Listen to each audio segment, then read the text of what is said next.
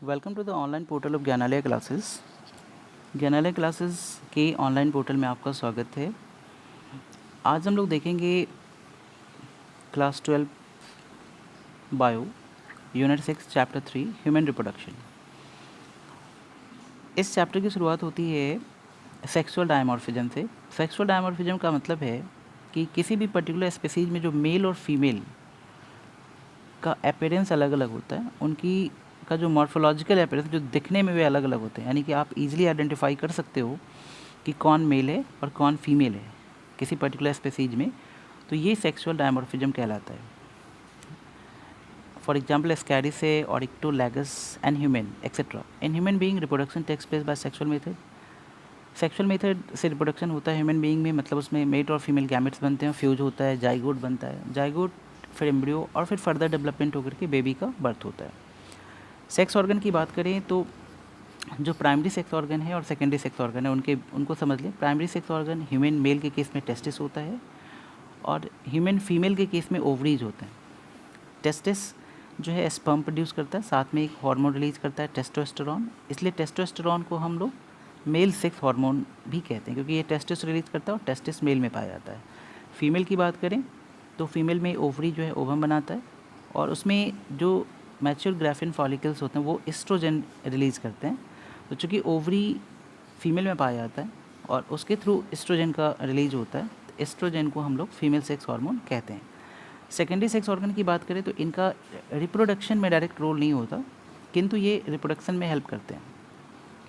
इसके बिना जो सेक्सुअल रिप्रोडक्शन का प्रोसेस है वो पूरा नहीं होगा। तो ह्यूमन मेल की बात करें तो उसमें जो सेकेंडरी सेक्स ऑर्गन्स है वो वास deferentia, epididymis, vas deferens, ejaculatory duct, urethra. कुछ एक्सेसरी सेक्स ग्लैंड्स हैं, प्रोस्टेट ग्लैंड, कॉपर्स ग्लैंड,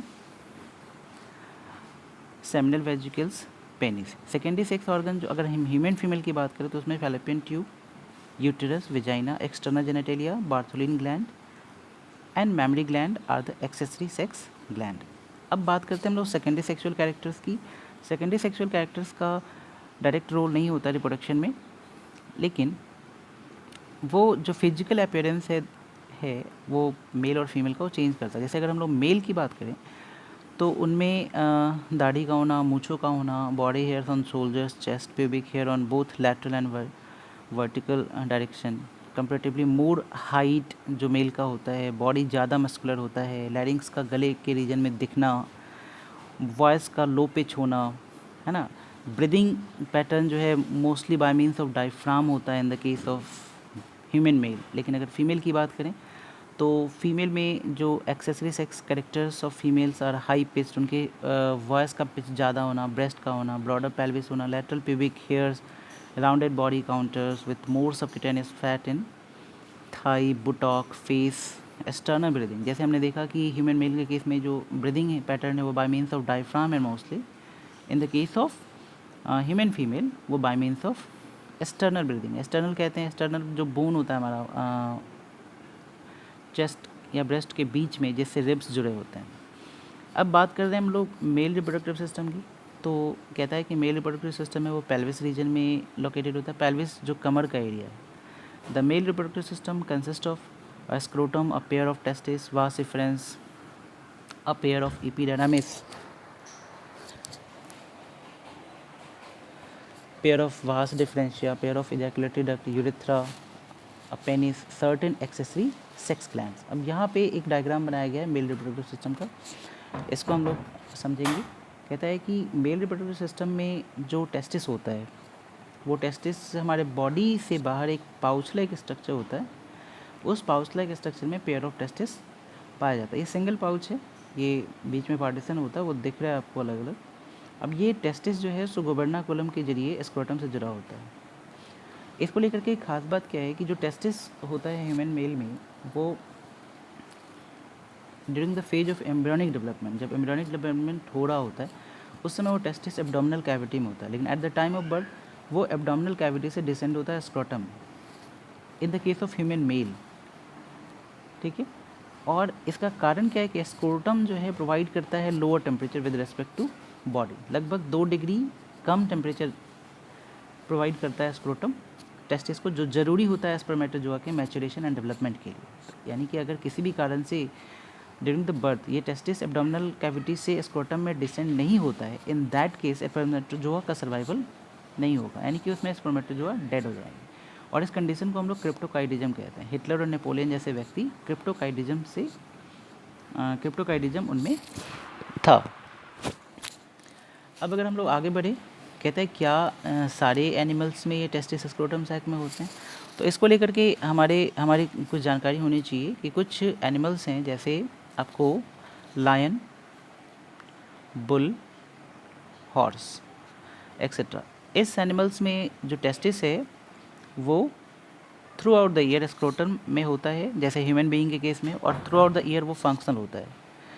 लेकिन कुछ जो सीजनल ब्रीडर्स होते हैं, जैसे अगर हम लोग सीजनल ब्रीडर्स की बात करें, जो सीजनल ब्रीडिंग मैमल्स हैं, इनफैक्ट जैसे बात करें तो बैट, ऑटर, लामा, इन लोगों में क्या होता है कि during the breeding season testis size में लार्ज हो जाता है और एब्डोमिनल कैविटी से स्क्रोटम में डिसेंड होता है। कहने का मतलब कि इस केस में टेस्टिस जो है through out the year scrotum में नहीं होता, बल्कि वो एब्डोमिनल कैविटी में होता है। जब उनका ब्रीडिंग सीजन होता है तब वो स्क्रोटम में डिसेंड होता है और फिर उनके अंदर ब्रीडिंग होती है। अब आगे बढ़ते हैं, जैसे कह रहा है कि कुछ ऐसे भी एनिमल्स हैं जिसमें टेस्टिस जो है so through out the year abdominal cavity के अंदर होता है, जैसे एलिफेंट है, व्हेल है, सील है, ठीक है। कुछ ऐसे भी हैं जिसमें स्क्रोटम एब्सेंट होता है। और तो इस तरह से टेस्टिस का कुछ सिग्निफिकेंस है।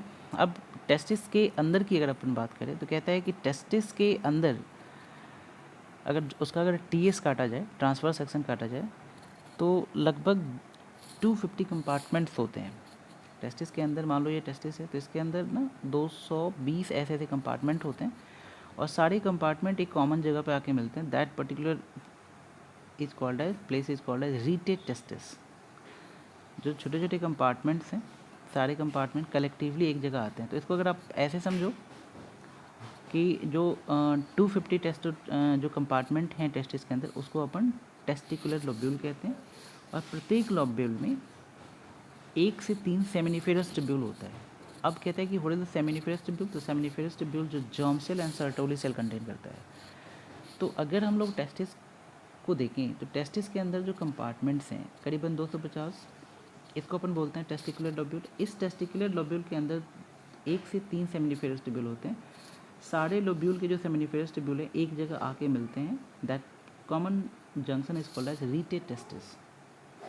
इसको अपन बोलते हैं रीटेड टेस्टिस। तो पूछा जा सकता है कि रीटेड टेस्टिस क्या है, तो rete testis is a common junction of all the seminiferous tubule. सारे के सारे सेमिनिफेरस ट्यूब्यूल जो है रीटेड टेस्टिस में आके मिलते हैं। अब सेमिनिफेरस ट्यूब्यूल में होना क्या, तो वहाँ पे चूँकि मेल जर्म सेल से और सर्टोली सेल है, आप सभी जानते हो जर्म सेल में मियोसिस होता है और गैमेट बनता है, स्पर्मेटोजोआ स्पर्म बनेगा। तो सेमिनिफेरस ट्यूब्यूल में स्पर्म बनता है और सारे के सारे जो स्पर्म बनने के बाद वो पहुँचते हैं रीटेड टेस्टिस में। कहाँ पहुँचते हैं, रीटेड टेस्टिस में। अब अगर आगे बढ़े तो वही कह रहा है कि male germ cell undergoes meiosis and produces sperm. Sertoli cells जो हैं सेमिनिफेरस ट्यूब्यूल में जर्म सेल के अलावा, वो स्पर्म को न्यूट्रिशन प्रोवाइड करता है। अब कहता है कि in between the seminiferous tubule there is interstitial और लेडिक सेल।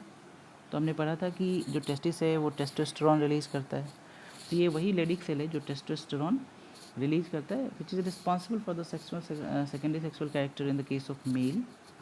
एंड जो भी रिप्रोडक्टिव ऑर्गन्स हैं उनके प्रॉपर डेवलपमेंट के लिए इस हार्मोन की आवश्यकता होती है। तो Leydig cell produces testicular hormone called as androgen, या उसको हम टेस्टोस्टेरोन कहते हैं। अब कहता है कि जो आगे बढ़े एक्सेसरी डक्ट्स। अब कहते हैं कि कौन कौन से डक्ट होते हैं। तो अभी अपन ने क्या देखा, हमने देखा कि जो ओवरी है उस ओवरी के अंदर 250 कंपार्टमेंट है छोटे छोटे, that is called as testicular lobules. उस टेस्टिकुलर लोब्यूल के अंदर सेमिनिफेरस ट्यूब्यूल है जहाँ स्पर्मेटोजोआ बन रहा है। सारे के सारे सेमिनिफेरस ट्यूब्यूल कहाँ कलेक्ट होते हैं, रीटेड टेस्टिस में। सारे के सारे जो हैं सेमिनिफेरस ट्यूब्यूल वो कलेक्ट होते हैं रीटेड टेस्टिस में। वही लिखता है कि जो एक्सेसरी डक्ट हैं सेमिनिफेरस ट्यूब्यूल के बाद के इंक्लूड रीटेड टेस्टिस, वास differentia, epididymis and vas deferens. Seminiferous tubule open into vas deferentia through rete testis. यानी कि seminiferous tubule में जो स्पर्मेटोजोआ बना वो पहले आएगा कहाँ, rete testis में आएगा, और rete testis से जाएगा वो vas deferentia में. ध्यान दीजिए. अब इम्पॉर्टेंट सेक्शन क्या है कि ये तो एक स्ट्रक्चर स्फेरिकल. अब यहाँ से जो है ना, जो सारे के सारे सेमिनिफेरस ट्यूब्यूल कहाँ आ गए, रीटे टेस्टिस में, और रीटे टेस्टिस से निकलता है वास एफरेंसिया. यानी कि वास एफरेंसिया वो डक्ट है जो सारे के सारे स्पर्मेटोजोआ को कलेक्ट करके टेस्टिस से बाहर निकालता है. तो आपसे क्वेश्चन पूछा जा सकता है कि which among the following duct है ना comes out of the testis. तो डेफिनेटली वास एफरेंसिया is that duct which is comes out of the testis. ठीक है, यानी कि सेमिनिफेरस ट्यूब्यूल से सारे के सारे स्पर्म कलेक्ट हुए रीटे टेस्टिस में, रीटे टेस्टिस से फिर वास एफरेंसिया के जरिए वो टेस्टिस से बाहर आते हैं. द वास एफरेंसिया लीव द टेस्टिस है ना एंड ओपन इनटू एपिडिडाइमिस. अब कहता है कि वास एफरेंसिया क्या करता है, वो जाके मिल जाता है. अगला जो डक्ट है हमारा वो क्या है, एपिडिडाइमिस. अब देखो, the epididymis leads to vas deferens. वहाँ इफरेंस था, यहाँ डिफरेंस है. That ascend to the abdomen through inguinal canal and loop over the urinary bladder. Important point है, कहता है कि टेस्टिस से जो है ना वास एफरेंसिया बाहर निकला, वो कनेक्ट हो गया एपिडिडाइमिस से. अब ध्यान देना है कि ये जो स्क्रोटल सैक है इसमें है टेस्टिस, इससे निकलेगा बाहर, तो कहीं ना कहीं बॉडी से बाहर है. तो फिर वो यूटेरस, अगर हम लोग बात करें यहाँ पे यूरिनरी ब्लैडर, तो यानी कि कहने का मतलब है कि जो कुछ और भी पार्ट होते हैं जैसे प्रोस्टेट होता है, सेमिनल वेजिकल्स, वो सारे एब्डोमिनल कैविटी में. तो जो टेस्टिस से जो बाहर निकाला डक्ट जो स्पर्म को कैरी कर रहा है वो है वास डिफरेंस. वास डिफरेंस जाके मिलता है एपिडिडाइमिस. अब सवाल आता है कि जो स्क्रोटम और जो बॉडी कैविटी है उसके बीच एक छोटा सा पैसेज होता है, that is called as inguinal canal. यानी कि टेस्टिस से जो डक्ट है इंग्यूनल कैनाल होते हुए बॉडी कैविटी में जाता है. तो एक बारी हम क्लियरली समझेंगे क्या कहता है कि the epididymis leads to vas deferens that ascend to the abdomen through inguinal canal. कौन असेंड कर रहा है, vas deferens, inguinal canal, and loop over the urinary bladder. Vas deferens receive a duct from seminal vesicles and opens into urethra as the ejaculatory duct. यानी जहाँ से sperm निकलता है उसको अपन बोलते हैं finally ejaculatory duct. Urethra originate from the urinary bladder and extend through the penis to the external opening called as urethral meatus. अब इन चीज़ों को हम इस डायग्राम से समझ सकते हैं, इस डायग्राम से क्लियर हो जाएगा. अभी हमने देखा, अगर हम लोग बात करें टेस्टिस की, तो दिस इज टेस्टिस. टेस्टिस में सेमिनिफेरस ट्यूब्यूल से सारे के सारे जो स्पर्मेटा जो है वो रीटे टेस्टिस में कलेक्ट होते हैं. रीटे टेस्टिस से कहाँ जाता है वो, सारे के सारे कहाँ कलेक्ट होते हैं, रीटे टेस्टिस में. रीटे टेस्टिस से कहाँ जाता है, अभी 10 बताया. रीटे टेस्टिस से वो कहाँ जाता है, वास एफरेंसिया को, और वो वास एफरेंसिया टेस्टिस से बाहर आता है और बाहर आके मिल जाता है एपिडिडाइमिस से. कैसे मिलता है, एपिडिडाइमिस से. एपिडिडाइमिस के बाद वो फिर जाता है वास डिफरेंस को. तो वास डिफरेंस क्या करता है, वास डिफरेंस उस इंग्यूनल कैनाल को क्रॉस करते हुए वो राउंड कर लेता है यूरिनरी ब्लैडर को, और फाइनली देखो आप, वो opens through the seminal vesicle. यानी वो जो वास डिफरेंस है वो क्या होता है, सेमिनल वेजिकल के साथ किस में खुल रहा है, इजैकुलेटरी डक्ट में. ठीक है, जो इजैकुलेटरी डक्ट चारों तरफ से प्रोस्टेट ग्लैंड से घिरा हुआ है. किससे घिरा हुआ है, यानी कि अगर आप सेमिनिफेरस ट्यूब्यूल, रीटे टेस्टिस के बाद वो वास इफरेंस की मदद से वो डक्ट टेस्टिस से बाहर आता है और वो एपिडिडाइमिस में मिलता है. एपिडिडाइमिस के बाद वो वास डिफरेंस है, तो वास डिफरेंस की मदद से वो जो डक्ट है वो इंग्यूनल कैनाल होते हुए यूरिनरी ब्लैडर को जाता है, और यूरिनरी ब्लैडर में जो है सेमिनल वेजिकल्स के साथ वो इजैकुलेटरी डक्ट में ओपन होता है.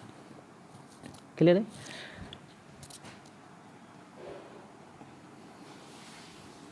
तो ये यहाँ बता रहा है कि vas deferens receive a duct from seminal vesicles and open to the urethra as the ejaculatory duct.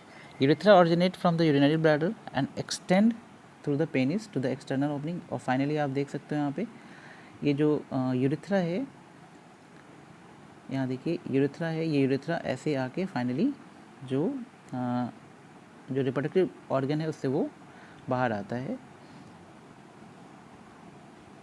अब कहता है एक्सेसिव ग्लैंड क्या क्या है, कौन कौन से ग्लैंड है, तो आपको ये मेमोरी में रखना होगा कि पेयर ऑफ सेमिनल वेजिकल्स, यानी कि आप देख सकते हो यहाँ पे दिखाया भी गया है कि एक सेमिनल वेजिकल्स, दूसरा सेमिनल वेजिकल्स, तो 2 सेमिनल वेजिकल्स होते हैं।